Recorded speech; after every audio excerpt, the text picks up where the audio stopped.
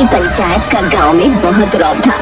पंचायत के फैसले के खिलाफ किसी की जाने की हिम्मत नहीं होती थी। पंचायत का सरपंच नीलभान बहुत तिकड़मबाज था। वो गांव के विकास के लिए आए रुपयों को बड़ी चालाकी से हजम कर जाता था। सरपंच जी, सड़क बनवाने के लिए पूरा 1 लाख रुपया है। 1 लाख। आप बोले तो बैजू ठेकेदार को बुलाऊं? 1 लाख।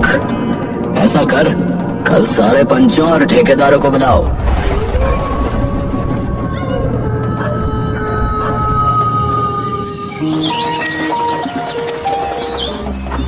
एक पेड़ के नीचे पंचायत लगी।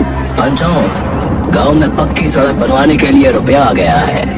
आप लोग इस पर अपने विचार व्यक्त करो। सोचना क्या है सरपंच जी, सड़क बनवाने की बहुत आवश्यकता है। अब तो सरकार से मंजूरी और रुपया दोनों आ गया है। भाई, अगर किसी और को कुछ कहना है तो अभी बोल दो, वरना बाद में कहोगे कि पूछा नहीं। सरपंच जी, इस काम के लिए सारा प्रबंध आप देखिए। हमारी रजामंदी आपके साथ है। ठीक है, फिर सड़क बनाने का ठेका मैं इस बैजू को देता हूँ। बैजू, अरे तुम इस सड़क का सारा ब्यौरा लिखित में जमा करके काम जल्दी प्रारंभ करो भाई।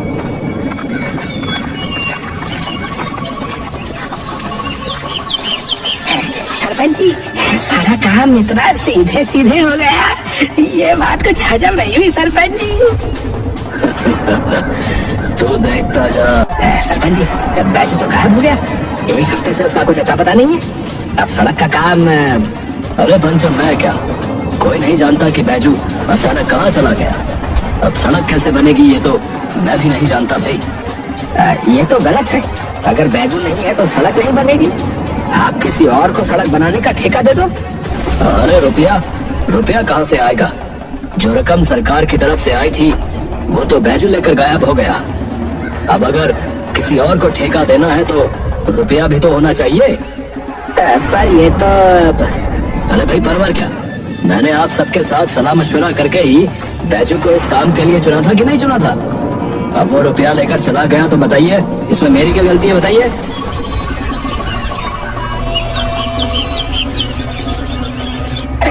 सरपंच जी, आपने बैजू को बिना कुछ काम किए 10,000 रुपए देकर यहाँ से भगा दिया, जबकि मैं तो आपका काम हर दिन करता हूँ।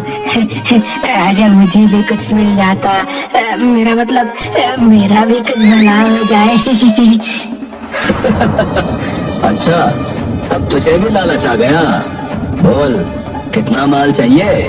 ज्यादा नहीं हुजूर, बस 5,000। 5,000? अरे इतनी बड़ी रकम मांगने की हैसियत है तेरी? अबे 5,000 मांगने से पहले अपनी औकात तो देख लेता। भगवान, तुमको 90,000 रखने के लिए दे दिए थे, उसमें से जरा 500 रुपए लाकर दे देना इसको। बस 500? अरे ये भी दे रहा हूँ तो प्रसाद समझ के रख ले, समझा? एक और नोट मिल जाता तो। एक और मालिक। दे दो ना बेचारे को, देखो कितनी चापलूसी कर रहा है। ठीक है, दे दो।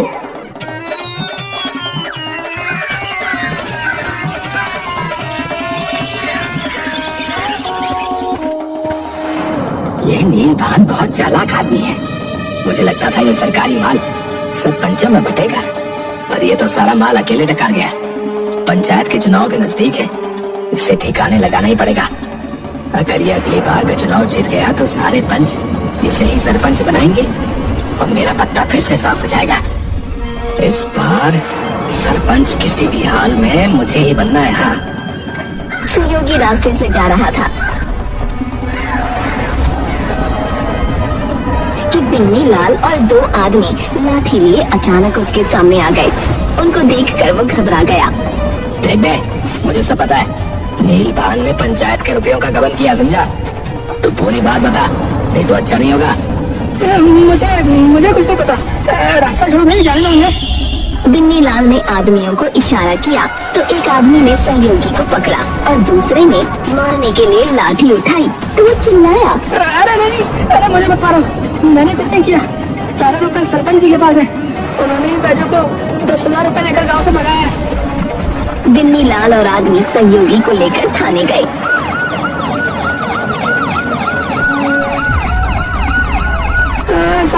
साहब मेरा कोई कसूर नहीं है साहब, ये सब सरपंच नीलभान का किया धरा है। सहयोगी ने इंस्पेक्टर को पूरी बात बताई और उसकी रिपोर्ट लिखी।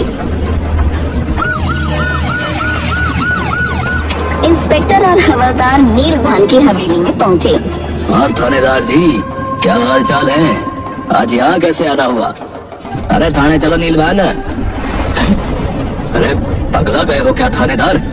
मैं इस गांव का सरपंच हूँ, सरपंच। अरे तुम्हारी सरपंच गिरी गई तेल लेने, फिलहाल थाने चलो। तुम्हारे खिलाफ FIR दर्ज हुई है। तुमने गांव के विकास के लिए आए रुपयों का गबन किया, समझे? अब चलो थाने। अरे हमारे पति को मत ले जाओ। अरे चमेली देवी, तुम बीच में ना हो तो ही अच्छा है, ये कानूनी मामला है। अरे तुम घबराओ मत, मैं अभी थोड़ी ही देर में आता हूँ। इंस्पेक्टर सरपंच को ले गया। सरपंच के घर के बाहर गांव वालों की भीड़ लग गई। भैया गजब हो गया भैया, सरपंच को जो है पुलिस पकड़ कर ले जा रही है। सुना है खूब रुपया खाया है, खूब डकारा है ये नीलभान। हाँ तुझे तो मैं वापस आकर देखता हूँ। गाँव वालों, ये मुझे फंसाने की कोई चाल है। कुछ लोग मेरी तरक्की से चलते हैं। हाँ, मैं निर्दोष हूँ, मैंने कुछ नहीं किया है।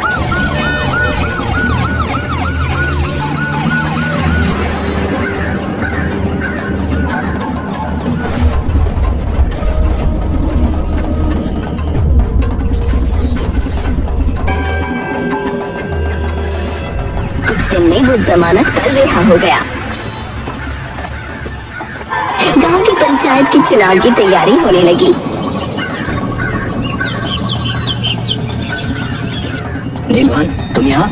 तुम तो जेल में, जमानत मिल गई है मुझे। ये लो मेरा फार्म। इस बार का चुनाव भी मैं ही जीतूंगा। हाँ, तुम ये चुनाव नहीं लड़ सकते। अजी क्यों नहीं लड़ सकता मैं?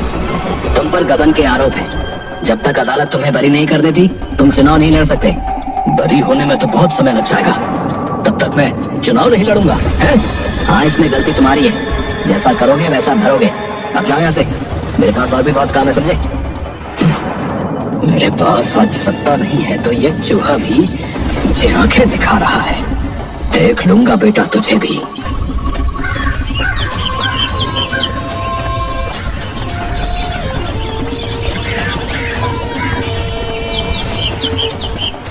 अरे भगवान, अरे ओ भगवान, इधर आओ।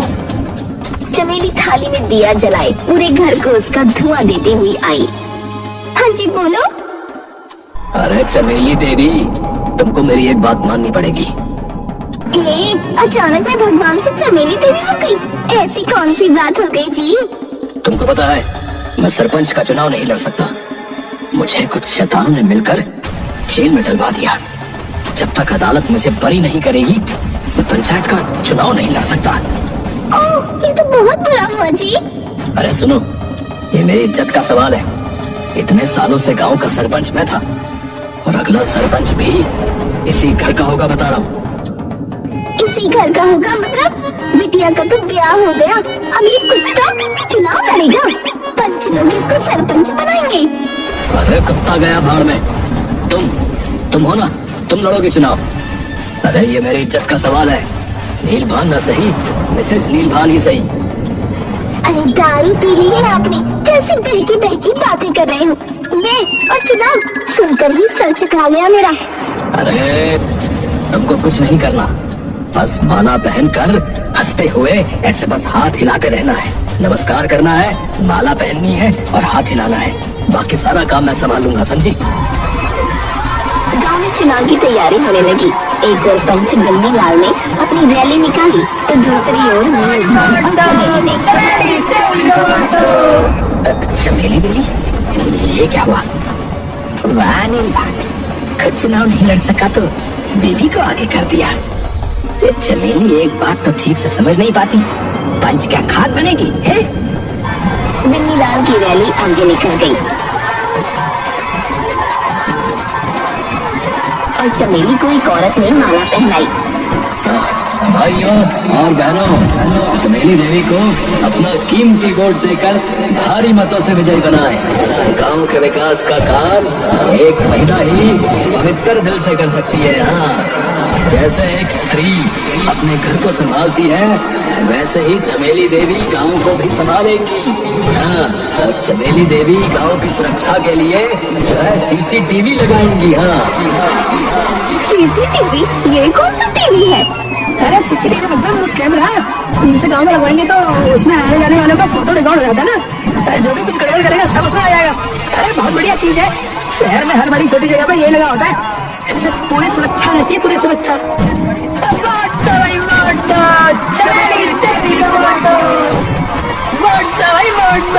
सीसीटीवी का वोट दो। सुनो जी, मेरा तो जी घबरा रहा है, मैं हार न जाऊं। जीत गई तो बहुत काम करना पड़ेगा। अरे जीत तुम्हारी पक्की है, हाँ, तुम्हें ही जीतना है और काम की चिंता तो तुम करो ही मत। मैं हर पल तुम्हारे साथ ही रहूंगा। तुम बस पंचायत के ऑफिस में आराम से बैठकर चाय पीना। चाय, हाँ। एक आदमी आकर, भाइयों और बहनों, लहरिया गांव की पंचायत चुनाव के नतीजे घोषित किए जा रहे हैं। पंचों के विजेता हैं बिन्नी लाल, विजय देव, काशीराम नारायण और चमेली देवी। मेरा सभी पंचों से निवेदन है कि वो आपसी सलाह से किसी एक को सरपंच की जिम्मेदारी सौंपकर हमें सूचित करें। धन्यवाद। पेड़ के नीचे पंचायत लगी। बच्चों, सरपंच के लिए मैं खुद का नाम देता हूँ। मैं सरपंच के लायक हूँ, ये सब आप जानते ही हैं। मेरे हिसाब से तो सरपंच चमेली देवी होनी चाहिए। ये बहुत समझदार महिला है। हाँ बिल्कुल सही बात है। हाँ बिल्कुल सही बात है। चमेली देवी को सरपंच बना दिया गया। हे पंच जी, कल रात को उस नीलभान ने आपको छोड़ के ये सब पंचों को अपने घर दावत पे बुलाया था। कभी मैं सोचूं, ये सारे पंच कल तक तो मेरे साथ खड़े थे, अचानक बदल कैसे गए? हैं? नीलभान बहुत चालाक आदमी है, बता रहा हूँ। चमेली देवी पंचायत कार्यालय में बैठी चाय पी रही थी।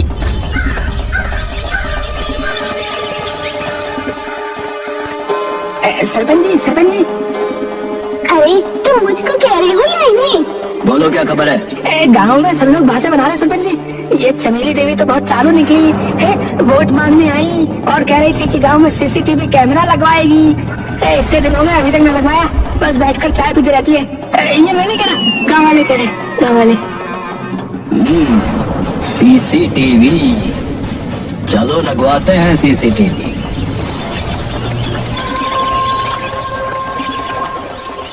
सुनो गांव वालों, सीसीटीवी कैमरा आ गया है।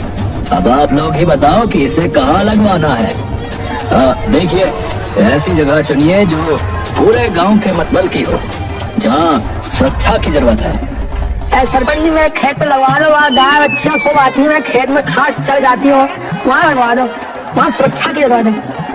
नीलभान को देखकर, तुम चुप करो, मेरे घर के बाहर लगवा दो।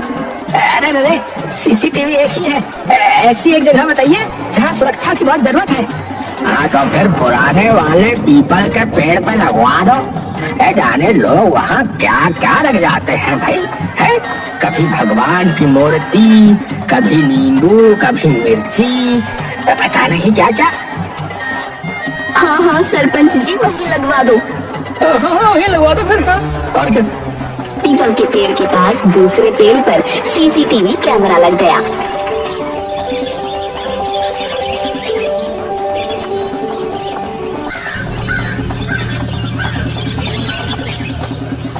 अरे अरे सरपंच जी, हमारी घंटी गायब हो गई है। जरा सीसीटीवी में देखकर बताइए कि कौन मुंह रख ले गया। अरे क्या बात है, जरा ठीक से बताओ। मैं पीपल की आरती करके थाली नीचे रखकर परिक्रमा करने लगा, फिर देखा तो थाली से घंटी गायब। पहले वहाँ एक आदमी ने पेड़ पर सिक्का चढ़ाया।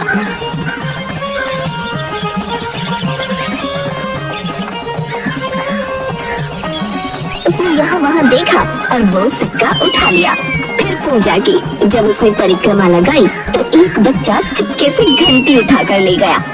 पंडित जी चोरी। चोरी? चोरी नहीं, ये तो वो पैसे तो चढ़ाए हुए थे, मैंने ले लिए। और ये माधव का लड़का है, ये मेरी घंटी ले गया। बच्चों रुक, अभी बताता हूँ। अगली सुबह कार्यालय में सरपंच जी, गांव के विकास का रुपया आया है ना, कुओं की मरम्मत करवानी थी तो 3000 रुपए चाहिए। 3000 रुपये? अभी चमेली देवी ने हिसाब नहीं लगाया है, पूरे 50,000 का हिसाब लगाना है। रुपया कहाँ कितना लगाना है, कल तक सब हो जाएगा। आप ऐसा करिए कि आप कल आना। 50,000?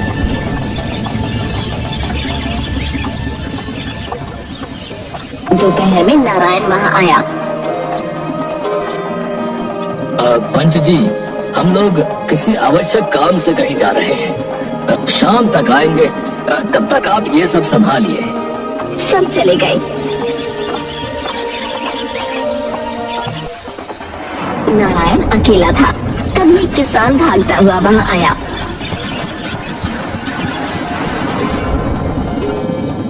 पंच जी जरा सीसीटीवी दिखा दो। क्या हुआ? अरे पिपलिया पेड़ के पास ही मेरा आम का पेड़ है। सुबह सब आम गिना था, पूरे 30 आम थे, अभी 25 ही है। जरा देखकर बताइए कौन साला ले गया। अरे तुम्हारे यही सब काम करने के लिए मैं बैठा हूँ। चलो भागो भागो यहाँ से भी, वरना अजीब लोग हैं। सीसीटीवी को पीपल की रखवाली के लिए लगवाए। इतनी चोरी चकारी होती रहती है गांव में, है? उसकी किसी को कोई चिंता नहीं, कोई फिक्र नहीं।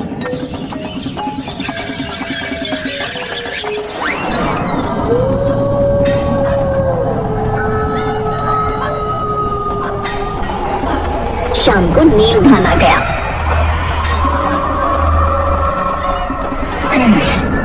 भाई मैं तो एक ही दिन में बाज आ गया इससे। अगर आप लोग अभी ना आए होते ना तो सच्ची में सब छोड़कर भाग जाता। अब आप ही लोग संभालिए।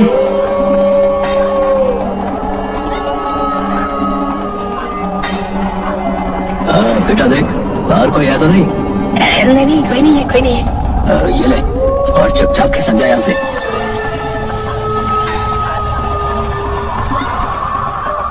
उसके जाने के बाद नीलभान ने दरवाजा बंद किया और अलमारी में से रुपयों का डब्बा निकाला।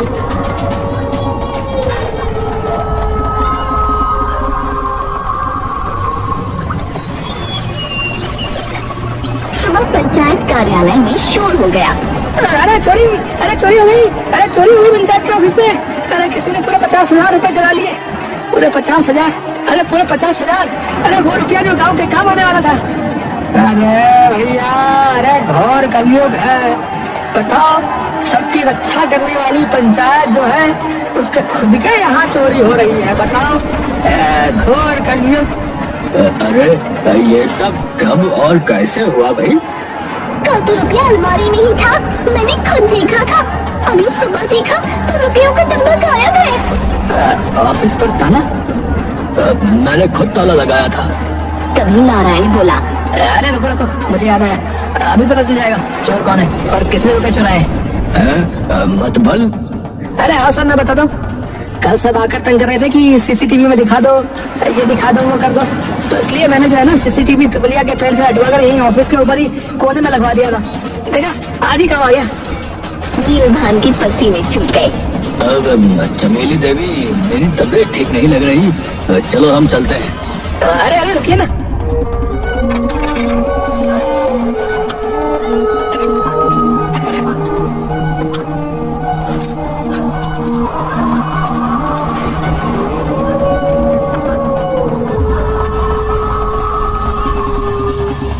नीलभान भागने लगा तो विजय देव और काशीनाथ ने उसे पकड़ा। अरे भागते कहाँ हो नीलभान? है रुको। अरे देखो देखो, अभी कुछ और भी है। रात को एक आदमी चुपके से खिड़की के अंदर आया और अलमारी खोल रहा है और डिब्बा उठाकर चला गया। अरे लेकिन ये समझ नहीं आ रहा कि दूसरा चोर कौन है। रुपए तो नीलभान ले गया था, अरे हटो जरा, मैं देखूं। अरे भैया ये तो बिन्नी लाल है, बिन्नी लाल ही है ये। हाँ बिन्नी लाल है भाई, देखो ऐसी अंगूठी जो है पूरे गांव में उसी के पास है। हाँ और जो है देखो 6 उंगली दाएं हाथ में है ना, ये बिन्नी लाल ही है। हाँ बिन्नी लाल। बिन्नी लाल वहाँ से जाने लगा।